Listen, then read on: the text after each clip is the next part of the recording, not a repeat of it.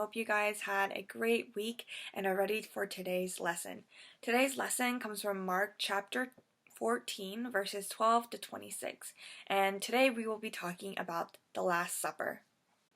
To set the scene, Jesus and his disciples were in Jerusalem to celebrate Passover. Do you guys remember what Passover is? Do you remember when God's people were in Egypt as slaves? Well, his people cried out to him to rescue them out and free them from the Egyptians, and God did so in a mighty way. God had freed them from Egypt, and in order for his people to remember what he had done, they celebrated Passover. But this Passover that we are reading about is a even more special Passover. It's a very special Passover. That's because God was going to free his people again. This time, God was going to free his people from their sins, and he had sent his son, Jesus, to do so. Now, in order to celebrate Passover, there was a Passover meal. Jesus had sent two of his disciples, Peter and John, to go and get the Passover meal ready. He said, "Go into the city, and there you will meet a man with a jug of water.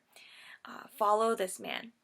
And Jesus said that this man will take them to a house, and that the owner of the house will take them upstairs to show them a room that will have everything ready for the Passover meal and for them to prepare the Passover meal.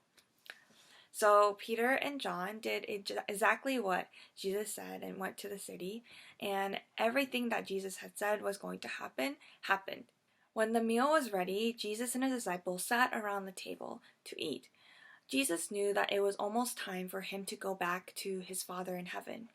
This was going to be the last meal that Jesus had before he died for our sins and was raised from the dead. Jesus, while they were eating, took the bread and he gave thanks, and he broke it and gave it to his disciples. He said, "Take this bread, eat this bread. This bread is like my body, which is given to you. Do this in remembrance of me." Jesus then took the cup and said, and gave thanks and said, "This cup, which is poured out to you, is the new covenant which is in my blood." A covenant is an agreement. God's people made a covenant with God a long time ago. God's people promised to love and obey God, and God promised to be their God. But sadly, God's people broke their promise. So God sent Jesus to make a new covenant, an even better one.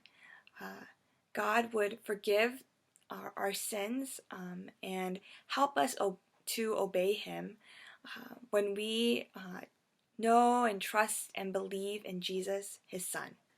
The Last Supper was something that happened a long time ago when Jesus was still walking on earth. It was the last meal that Jesus had with his disciples before his death and resurrection. Although it happened a long time ago, we still take the Lord's Supper or communion today.